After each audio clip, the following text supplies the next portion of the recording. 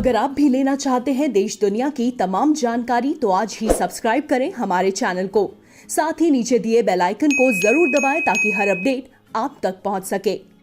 नमस्कार, प्रभा साक्षी के शंखध्वनि कार्यक्रम में आप सभी का स्वागत है। मैं आपके साथ अर्चना द्विवेदी। आज के वीडियो में हम आपको नाग पंचमी के पर्व से जुड़ी सारी जानकारी देंगे, लेकिन उससे पहले अगर आपने हमारा चैनल सब्सक्राइब नहीं किया है तो जरूर कर लें और वीडियो पसंद आए तो शेयर करना ना भूलें। सावन माह की शुक्ल पक्ष की पंचमी को नाग पंचमी का त्यौहार भारत भर में बड़ी श्रद्धा और उल्लास के साथ मनाया जाता है। इस दिन श्रद्धालु नाग देवता की पूजा कर उन्हें प्रसन्न करते हैं ताकि नाग देवता जीवन में सदैव रक्षा करें। हिंदू धर्म में नागों को देवताओं के तुल्य माना गया है।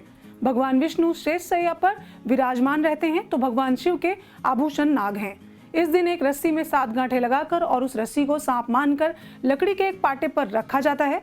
आप सब जानते ही होंगे कि हमारे धर्म ग्रंथों में 12 प्रकार के नागों का वर्णन किया गया है और इनके कुलों की चर्चा की गई है।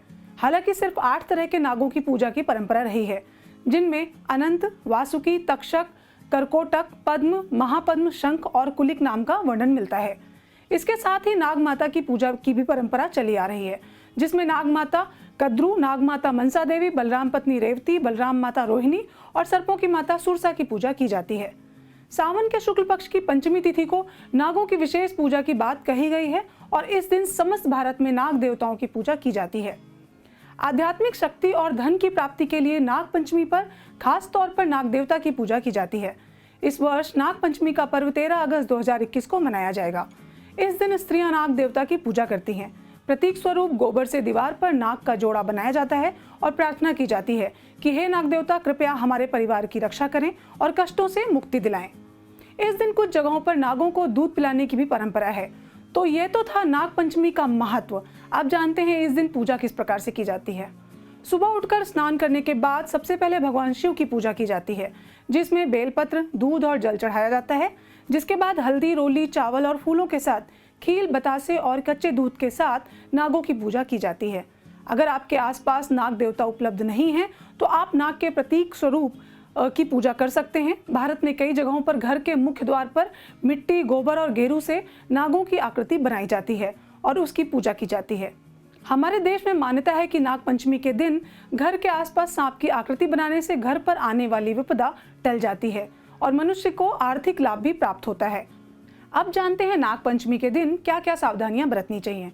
अगर आप नाग पंचमी की पूजा करने जा रहे हैं तो सर्वप्रथम आपको भगवान शिव की आराधना करनी चाहिए, उसके बाद ही नागों की पूजा करनी चाहिए, अन्यथा आपको नाग पंचमी का लाभ नहीं मिलेगा।